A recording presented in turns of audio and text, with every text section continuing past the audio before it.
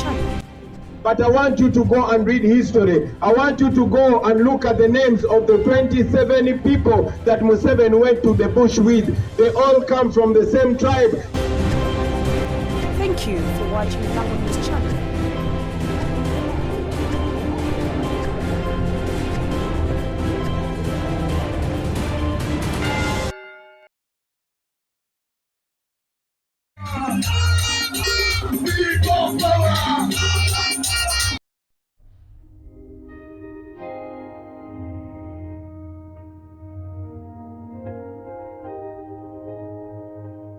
In the dynamic and often stormy landscape of Ugandan politics, one name echoes louder than most: Robert Kyagulanyi Ssentamu, popularly known as Bobi Wine.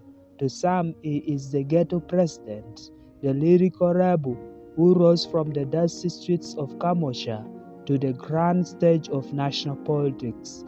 To others, he is the symbol of youthful defiance, a man who dared to look power in the eye and demand accountability, whether loved or loathed. Kyagulanyi's story is one of the audacity, hope, and transformation, a melody of resilience that continues to inspire millions across Uganda and beyond. Born on February 12, 1982, in Nkozi Mpigi district, Robert Kyagulanyi Ssentamu grew up amidst hardship, shaped by realities of struggling family and the gritty streets of Kamosha. He pursued education at Makerere University, where he studied music, dance, and drama, a decision that would later prove prophetic. Beneath rhythm of his music lay a political heartbeat, one that would grow louder with every verse he sang and every injustice he witnessed. Before politics, Bobi Wine was a household name in East Africa's music industry.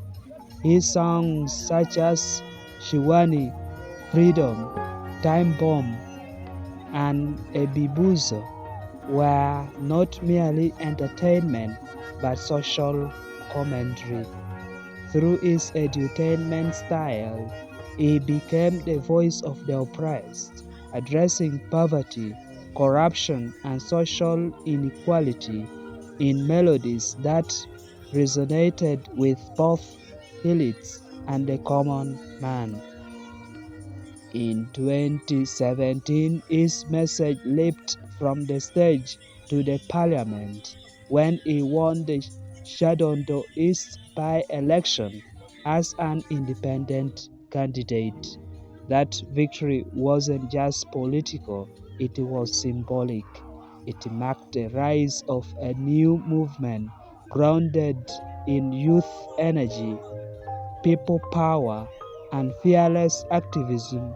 Soon, Bobi Wine founded the National Unity Platform, a political vessel that carried Uganda's frustrated masses and those yearning for change. Since joining politics, Kyagulanyi has waged a courageous struggle against the status quo, challenging President Yoweri Museveni's decades-long rule. His campaigns have been met with tear gas, arrest, torture, and intimidation, yet he remains unyielding. His rallying cry, "People Power, Our Power," has become an anthem for millions who believe Uganda's democracy deserves a rebirth. He has traversed dusty roads, visited forgotten villages, and stood with the oppressed, insisting that leadership must serve, not rule. Through his bold speeches and grassroots mobilization, Bobi Wine has become a symbol of generational transition, pushing Uganda towards a new political horizon. Critics often brand him as inexperienced, emotional, or a populist musician, seeking power without preparation. Others accuse him of lacking a detailed policy agenda beyond slogans, but Kyagulanyi's response has been calm yet firm. You do not need a PhD to feel the pain of the oppressed. You need a heart. He has surrounded himself with intellectuals, strategists, and reform-minded leaders, proving that leadership is not about age or academic titles, but vision and empathy. By blending activism with intellect and patriotism, he continues to reshape the narrative of what Ugandan leadership can look like. Robert Kyagulanyi represents more than a man. He represents a movement, a renewed social contract between citizens and their government.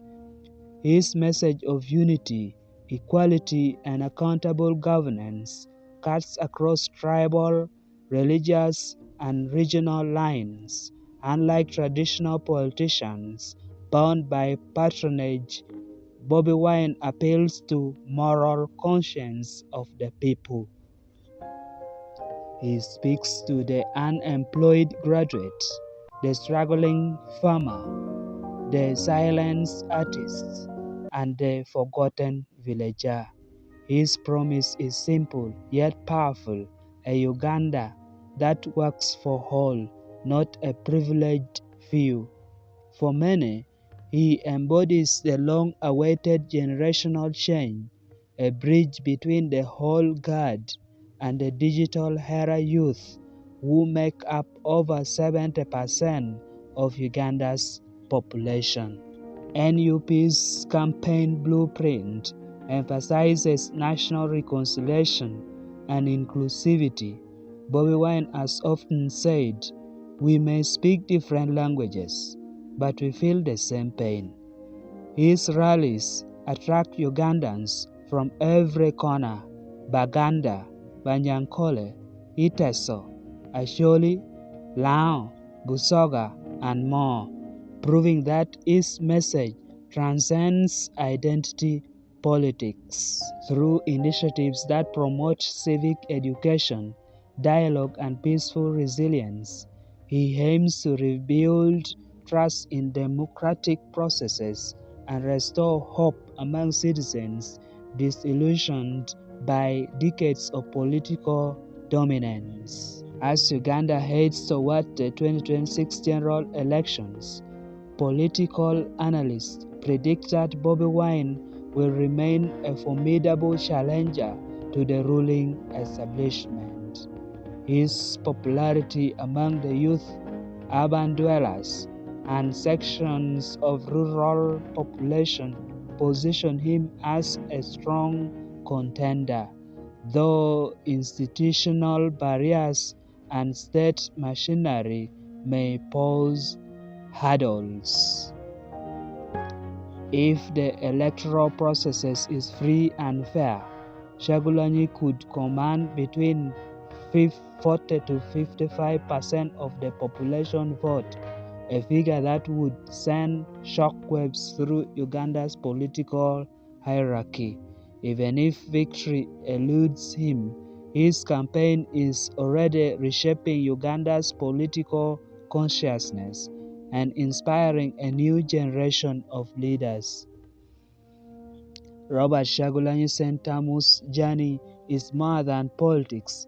It is a living poem of resistance, written in courage, rhythm, and hope. From the ghetto to the global stage, his voice has remained unwavering, a call for justice that refuses to be silenced. As Uganda stands at a crossroads, Bobi Wine's story reminds the nation that change begins with the governed reclaim their power from the governors. He may not be a saint, but he is undeniably the son of a restless generation, and the echo of his message will linger long after the election dust settles. In the orchestra of Uganda's future, Bobi Wine's tune is one of liberation, and it is only getting louder.